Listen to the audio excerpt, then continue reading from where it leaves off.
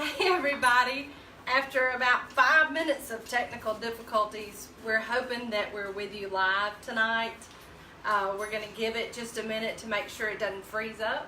And my camera person, sweet little baby Ray, how are we? Are we good? Mm-hmm. Okay, so we're going to start again, and we welcome you to the Buttered Home. I'm Brooke, and tonight we are meal prepping.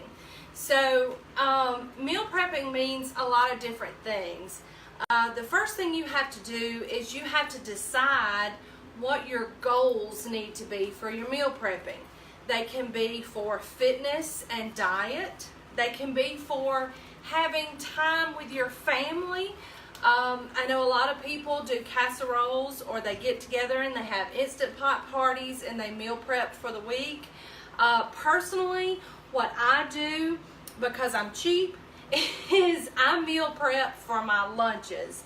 I work 8 to 10 hours every day, so my lunch time is mainly running errands for my family. So what I do here, typically on Sunday nights, but I put it off one night this week so that I could do it here on Facebook Live with you, is I meal prep for me for my lunches.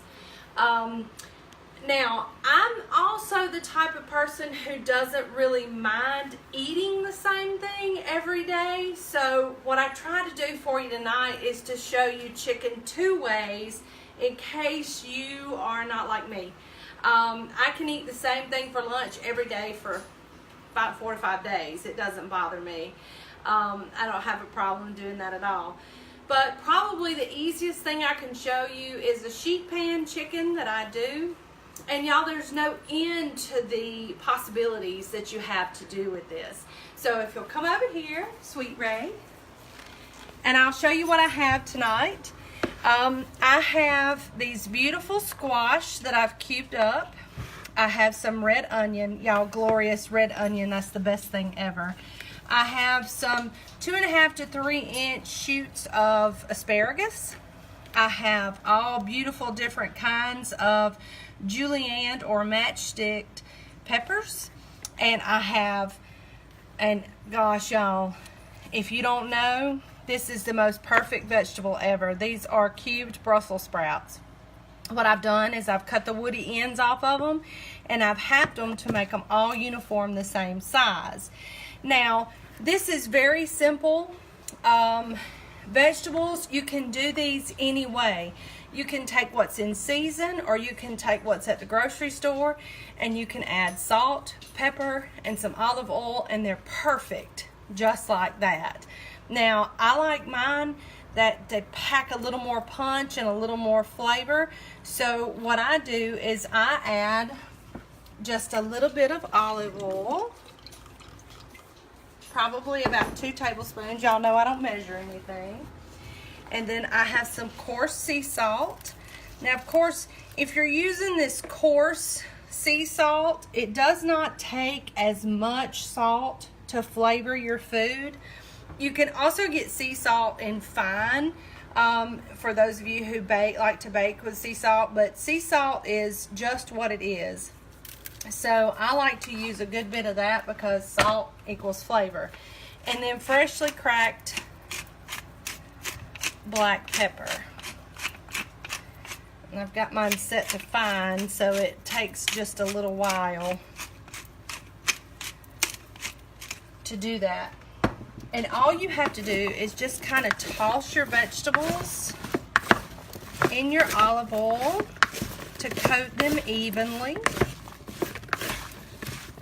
And it doesn't matter if you have some leaves to come off of your Brussels, because those will crisp up and be all yummy and crispy. And everything you see in here has its own unique flavor. So, you know, you're not confined to just using these vegetables. I tried to get something in every color group. I've got yellows, I've got oranges, I've got reds, I've got greens. The more colorful your food is, the better it is for you. So you'll see I've kind of tossed everything around, and it's all nice and glossy and good and covered. And the great thing about doing a sheet pan roast or a sheet pan bake is that if you don't have enough seasoning, you can always add that later. I always err on the side of less seasoning in order to be able to accommodate other health issues. So now you'll see that I have some chicken cut up. Now you'll notice that I season it separately, just simply because I want it to pick up its own flavor.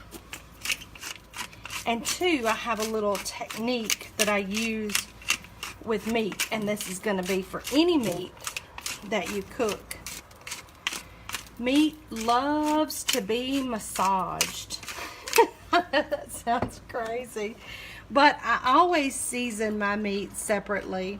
And you'll notice that I put my seasoning on first before I added my oil, just simply because I want to control the amount of what I have.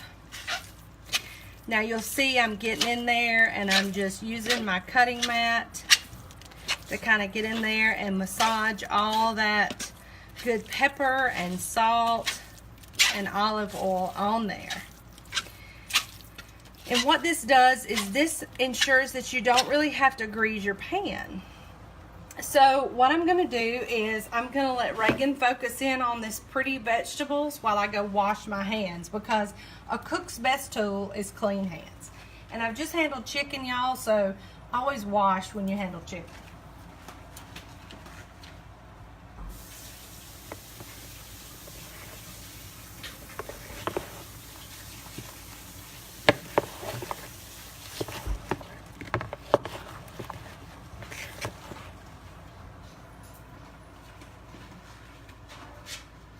So now I've got my sheet pan, and Reagan, if you'll follow me over here, you'll notice my sheet pan is bare because all of the good oil and everything is already on the vegetables. So we're just going to spread our vegetables out and make sure you get all that good onion, because the onion is just like the salt and pepper. I mean, it adds so much to your food. And you want to try to get it as close to a single layer as you can. Now the next thing I do is I take the chicken and I kind of sprinkle it in.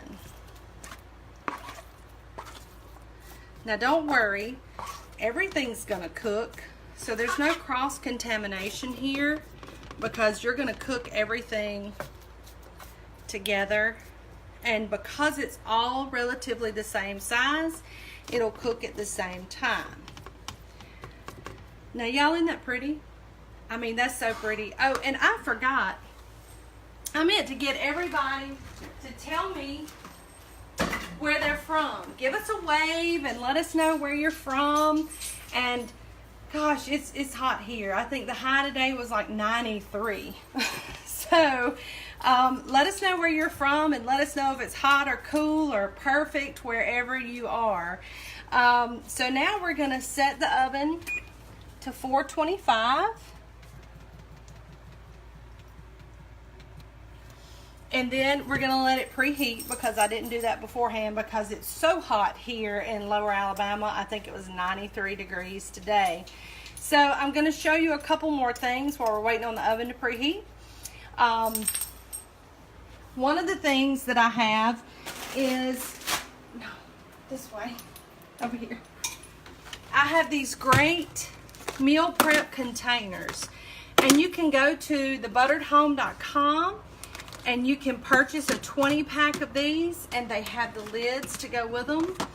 And they're your set for more than a week if you need to, or you and a buddy can split them however you want to do.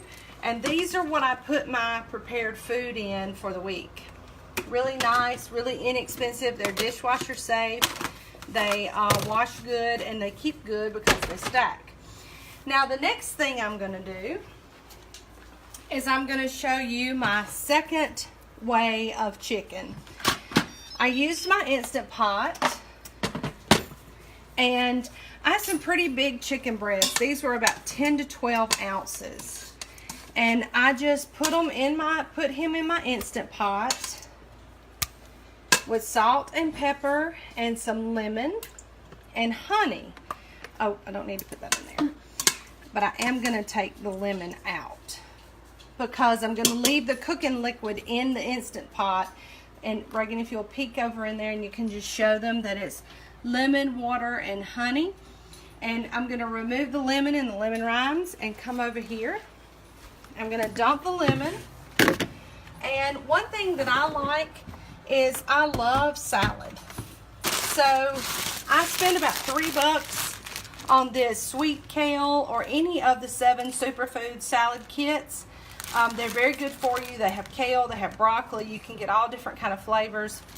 So to kind of change things up, I'll use this and shredded chicken and the dressing already comes in here. But if I don't particularly like this is a poppy seed kind of cranberry dressing in here, if I want to change my flavor profile for the week, I'll make my own dressing. But these salads are really, really good. They're really, really filling. They have protein in them. So this, coupled with the shredded chicken that I'm about to do, makes for a really good supper for if you're doing for your family, or you can do it for lunch prep.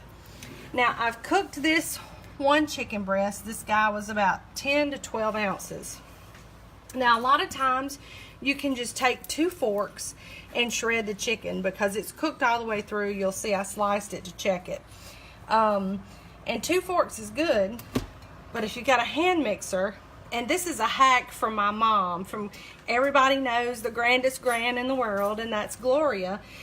She uses her hand mixer to shred chicken, and it's really easy. You just kind of have to keep it in there.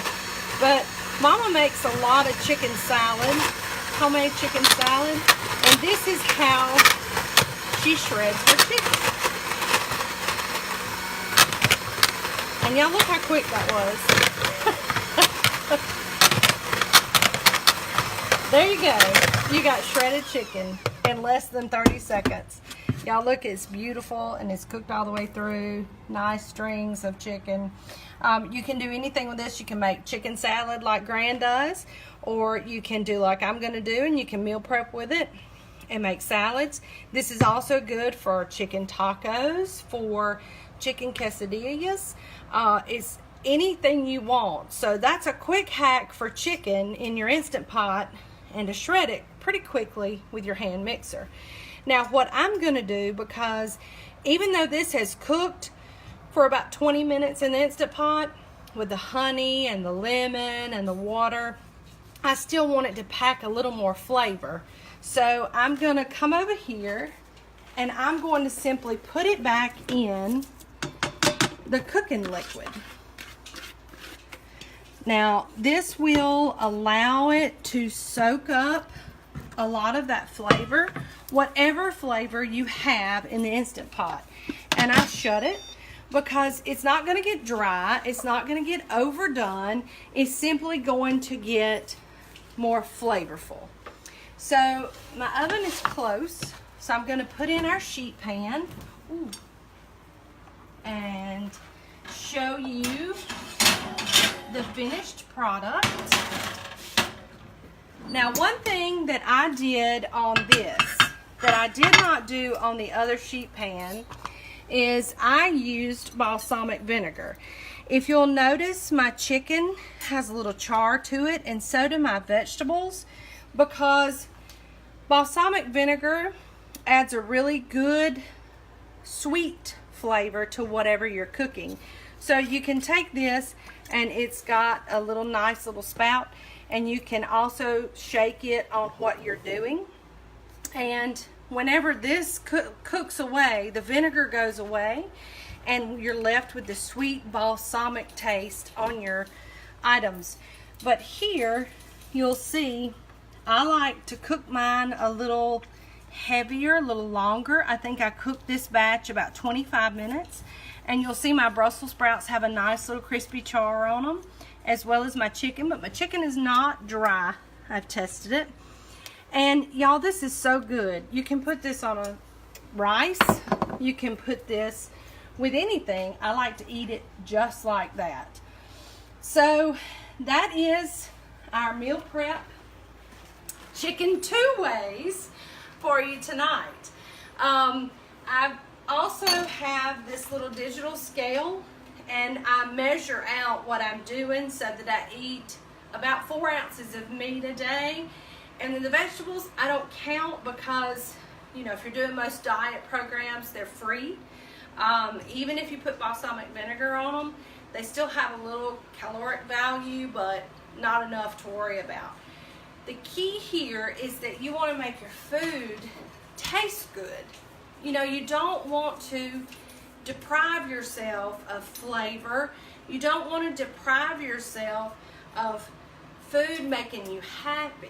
So you can eat clean and you can eat good, but you can also eat very flavorful and you can eat smart at the same time.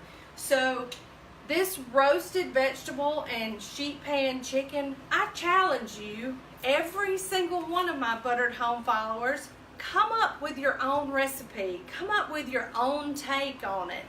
So this is just to help get you started. This is the first leg of our meal plan. I do several different things. And if you have any ideas for future meal plans or anything like that, message me and let me know what your ideas are. And you never know, you might could be a guest here and cook with us. We'd love to have you on Monday night in the Messy Kitchen. And don't forget our contest going on for the seasoned cast iron. So go to thebutteredhome.com and register for our email list so that you can get exclusive content and also be entered to win the seasoned cast iron. So I hope all of you have enjoyed this. I hope it kind of piques your interest in meal planning. And next week we may do something a little different as far as meal planning. I haven't decided yet. So if you have any ideas of what you'd want to see, list them in the comments or shoot me a private message and we will be sure to look into doing that. So here at the Buttered Home, we appreciate you being with us on Messy Kitchen Mondays, and we hope you'll join us next Monday night. Bye-bye.